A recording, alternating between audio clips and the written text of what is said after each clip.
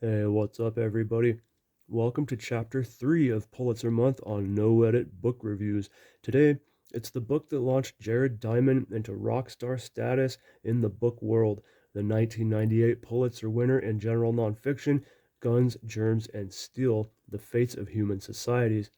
I didn't know this until recently, but this book is part one of the three-part Civilization's Rise and Fall series, comprised of Guns, Germs, and Steel, Collapse, which we already reviewed on this channel, link in the description, and Upheaval. Okay, so there's a question I wanted to ask at the end of the video, but I want to make sure you hear this question, so I'm asking it right now, and that is this. Can you guys recommend any other books similar to Guns, Germs, and Steel? Okay, with that out of the way, Guns, Germs, and Steel is a book that I never planned on reviewing on this channel just because it's already been done so much on YouTube and better than I could do it. I don't know what I can really add to the conversation, but as I was compiling my list of Pulitzer winners, I just couldn't help myself. I thought this would be a good reason to read the book again because I really enjoyed this book. So here we are. Guns, Germs, and Steel is very well known. It's used in schools, it's been adapted to a TV special, and it's very widely discussed and quite controversial because of how popular it is and because it addresses very big questions that have been asked for centuries. These questions can ultimately be boiled down to: why did human history play out the way it did? Why didn't it work out some other way? The short answer, in Diamond's words: history followed different courses for different peoples because of differences in their environment, not because of differences in the biology of the people themselves. This book is an answer to people who think that Europeans got so far ahead because they're somehow smarter. Diamond states that a lot of people will suspect that racist answers to these questions may be true, and that's why he wrote this book. So, is human history environmentally determined? Diamond says not quite. While environmental factors play major roles in the development and interaction of societies across the world and across time, the question involves a complex mix of factors with many variables, but we can simplify the answer with three words: guns, germs, and steel. The book presents the questions through examples in human history. Why did Europe achieve so much more technological advancement than the rest of the world? Why, for example, weren't tribes from America the ones to develop ships and the more advanced weapons that would allow them to come over and conquer European countries? Jared Diamond is pretty eclectic, but above all else, he is a geographer, and it's pretty fascinating to see how geographic particularities can make so much difference in the course of development of societies. There's a collection of factors which come into play that are rooted in geography or environment. We look at the importance of the availability of certain domesticable crops, as well as the availability of certain domesticable animals, and a good portion of the book covers these topics at length.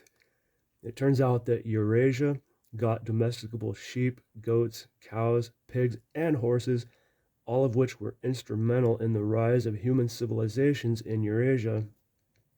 The Americas had fewer domesticable megafauna, and early Clovis hunters are said in this book to have wiped out many of the native beasts of America, or the ones that were present could not be domesticated.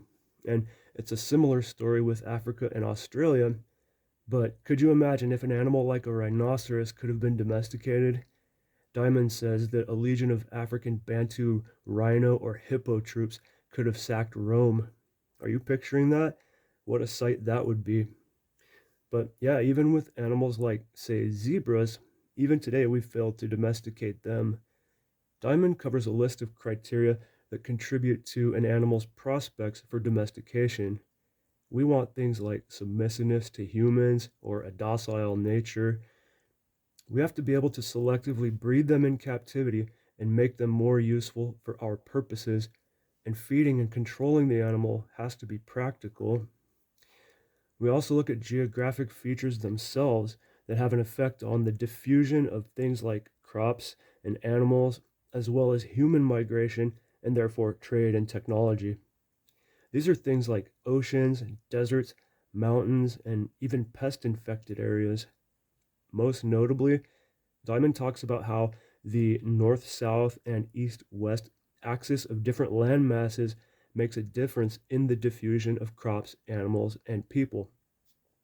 Life has evolved for a long time, adapting with patterns and cycles that can drastically change when we start to traverse lines of longitude, namely day length.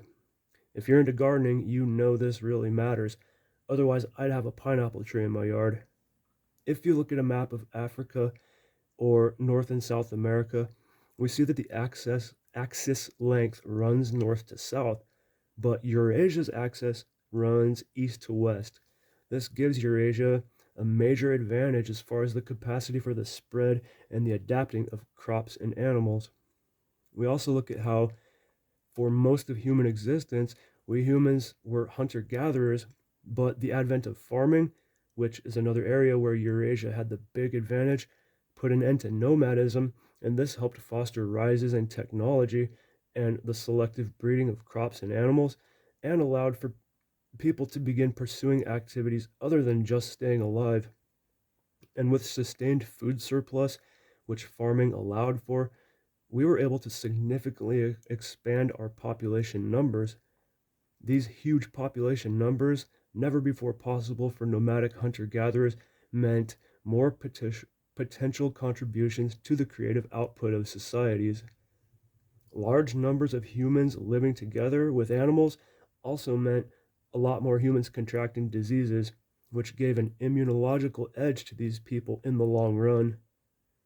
We began to see specialized occupations, which further increased technology and advanced human cultures. We also consider the advent of language and writing, and also printing, and how these further advance the advancement. This book spends time discussing how innovation works and how it arises and builds upon itself. Is innovation a mother of necessity, or is necessity the mother of innovation? Or is it both? So ultimately, there are no simple answers to the questions posed in this book. There are too many factors to allow for accurate predictions, and Jared Diamond does acknowledge this. With some of the points mentioned in this video, you might be thinking, yeah, but such and such country had that advantage and they didn't turn into a global power. That right there shows how these factors are collective and cumulative. Diamond does address many counterexamples in the book. For example, early Mesoamerica invented the wheel independently, but it was never employed for industrial uses because other factors were not present, namely suitable beasts of burden. Diamond makes the case that great inventions aren't always recognized and accepted as game changers until certain factors line up in a favorable way. He also points out that we shouldn't expect to resolve such a complicated issue between the covers of a 400 some odd page book. Finally, I'll say that this book has received its criticism. Diamond, after all, isn't a historian. I've heard some of the arguments against this book, some valid, others not at all. Some say it's too long and can get tedious, which I can definitely see that. Others say it's not in depth enough. And there are caveats to some of the points raised in this book, and there are some unanswered counterpoints. And Diamond does have some bias, just like I, as the reader, do. But I really enjoyed Guns, Germs, and Steel. I can tell you what I think, but as with any of the videos you'll see on this channel, I'm not qualified to do more than simply suggest whether or not I think you should read a book. And in this case, it's a firm yes. It may not be the book that every reader will want it to be. It may go into too much depth in areas that you're less interested in, but this book will enrich your mind. This being my second time reading this book, I did find that book two, Collapse, was more enjoyable. With Collapse, I was more looking forward to reading time. Both books are very good. It's Jared Diamond. He's made a fan out of me, and he's got a few more books, two of which I do intend to review on this channel. There's book three of the Civilization's Rise and Fall series, Upheaval, Turning Points for Nations in Crisis, and The World Until Yesterday, What Can We Learn from Traditional Societies? I'm very much looking forward to both of these. Okay, that's it for this one, guys. Thank you for watching. I hope you enjoyed the video. What do you guys think about Guns, Germs, and Steel? Have you read this book?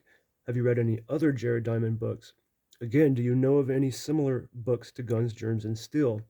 I'd love to dive back into this topic with more authors. Regardless, if you're interested in human history, you got to check out Guns, Germs, and Steel by Jared Diamond.